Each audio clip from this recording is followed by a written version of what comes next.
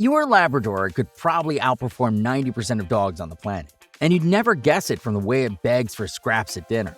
We're talking cold water work, scent detection, memory, even the ability to switch off and act like a normal house pet at the end of the day. So today, we're counting down 9 things Labradors do better than nearly every other dog out there, starting with one that's more impressive than it first appears. Number 1. Work as a cold water dog, not just a dog that likes swimming. Throw a Chihuahua in a lake in December and you're calling a lawyer. Throw a Labrador in and it just clocked in. That's the difference between a dog that tolerates water and a dog built for it. Labs carry a double coat rated for genuinely freezing spray, feet with actual webbing between the toes for propulsion, and a thick otter tail that steers like a rudder instead of just wagging for show. None of that is decorative. It's gear, and the dog comes standard with it. The job predates duck hunting too. Before labs were flushing birds out of marshes, their ancestors were working alongside Newfoundland fishermen, diving after fish that slipped off the hook and hauling ropes across freezing harbors on repeat. And here's the twist. Despite the name, that original stock came out of Newfoundland, not Labrador. Nobody's ever corrected the paperwork. Meanwhile, the modern version of that same dog is doing laps in a kiddie pool for a tennis ball, blissfully unaware it's dressed for a job that ended a century ago. Number 2. Carrying things gently without destroying them. Hand a Labrador a raw egg and tell it to bring it back. No cage, no basket, just teeth. Most dogs would come back with a mouthful of shell and a full stomach. A well-trained lab comes back with the egg still intact, shell unbroken, not even cracked. That's not a party trick. In fact, trainers call it soft mouth, and it's not a nice to have, it's written directly into official breed standards.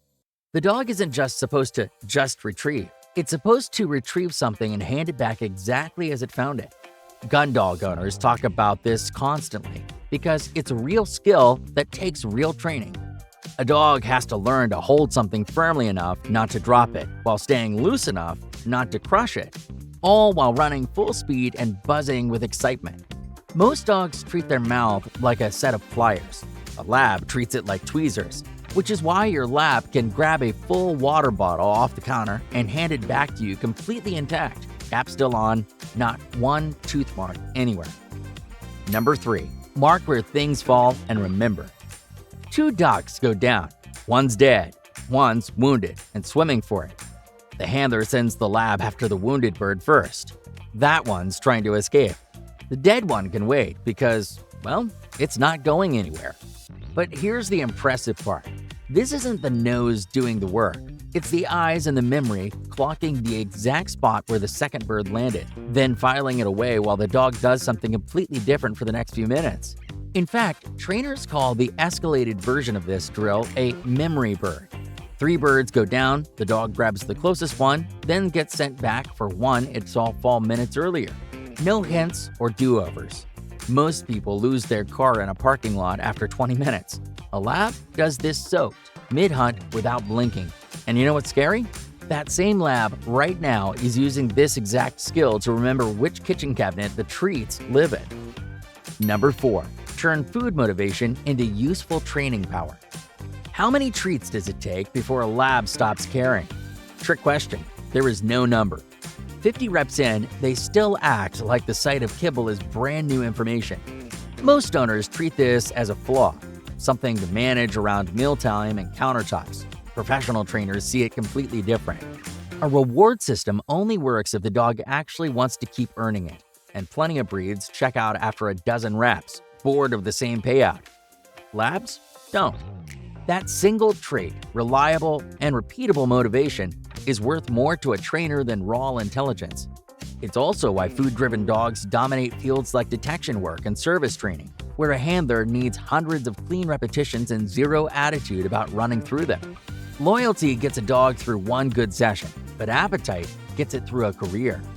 So next time your lab eyes your dinner plate like it's owed a cut, know that the exact same instinct is what gets a working lab through explosive detection training without complaint. Number 5. Succeed as guide and assistant dogs at scale.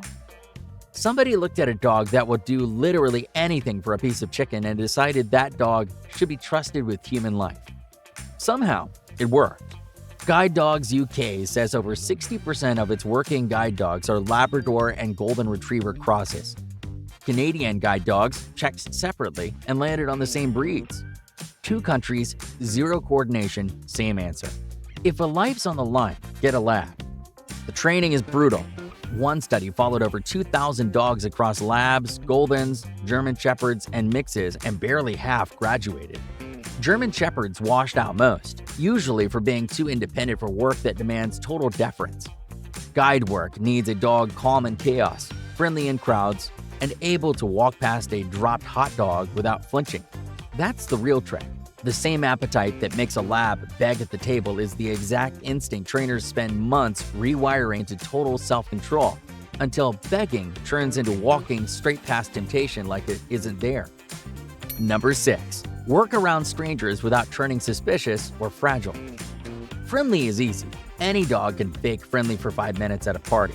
Staying calm for 8 hours in a hospital hallway that smells like fear and hand sanitizer is a completely different sport. That's the trait breed standards are pointing at when they describe labs as showing no aggression and no undue shyness. It's not a personality bonus, it's a hard requirement. A service dog that flinches at a dropped tray or growls at a stranger in a wheelchair does not keep the dog. Owners notice this when comparing labs to their closest relatives, the Golden Retriever.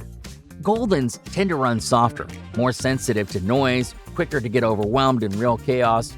Labs, by comparison, shrug it off. Airports, classrooms, packed sidewalks, screaming toddlers mid-meltdown, none of it registers as a threat, which is honestly the real flex. Anyone can train a dog to sit. Training a dog to stay emotionally boring in the middle of an actual chaos is a different skill, and labs mostly show up already built for it. Number 7. Switch between working roles better than most breeds.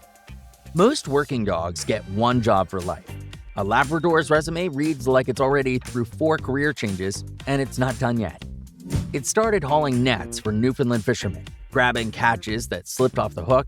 That turned into retrieving waterfowl for hunters, marking falls, and hauling birds back without a scratch.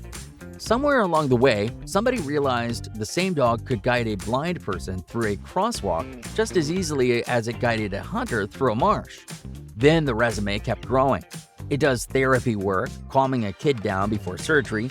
It clears airport terminals as a detection dog. And after disasters, that same breed is the one crawling through actual wreckage doing search and rescue. Most dogs will list one of those jobs and call it a career. A lab lists all of them, adds full-time couch supervisor as a side gig, and still has room on the resume. Number 8. Detect human-selected scent in real operational jobs. A bloodhound's nose could probably track a scent trail across 3 counties. Get that same bloodhound into a packed airport terminal, surrounded by rolling suitcases and strangers, and things fall apart fast. That's the part detection work actually depends on, and it's usually left out of the conversation. Nose ability alone doesn't make a good detection dog. Beagles, Malinois, and German Shepherds all have serious scent credentials too, arguably sharper than a lab's in a lab test. But raw nose power means nothing if the dog can't stay calm, focused, and friendly while working 3 feet from a crowd of strangers and their luggage. That's where labs actually win. They combine a genuinely strong nose with the temperament to work in public without triggering panic and trainability to learn dozens of target scents and the social ease to walk past hundreds of people a day without a single reaction. Airports don't want the scariest dog in the building. They want the one nobody notices until it sits down next to a bag. Being underestimated is basically the whole strategy. Number 9. Shift from high-energy work to family companion mode. 6 a.m., hauling a duck out of freezing water.